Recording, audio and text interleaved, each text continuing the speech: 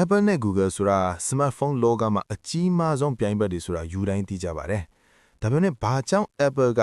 သူ့ရဲ့ AI ကဏ္ဍအသစ်ပြိုင်ဘက်ကြီးဖြစ်တဲ့ Google ရဲ့ Gemini AI ကိုရွေးချယ်ဖို့စဉ်းစားခဲ့တာလေ။ဒီအချက်ကတကယ်ကိုစိတ်ဝင်စားစရာကောင်းပါတယ်။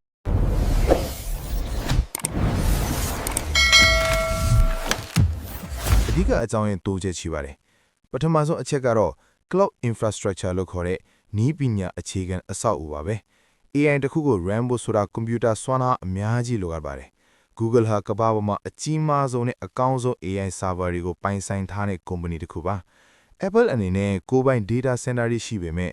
Google ရဲ့အဆင့်သင့်ရှိပြီးသားအင်အားကြီးမားတဲ့ cloud computing စွမ်းရည်ကိုယူသုံးလိုက်တာကပိုပြီးမြန်ဆန်ထိရောက်ပါတယ်။ဒုတိယအချက်ကတော့ generative AI စွမ်းဆောင်ရည်ပါ။ Apple Intelligence က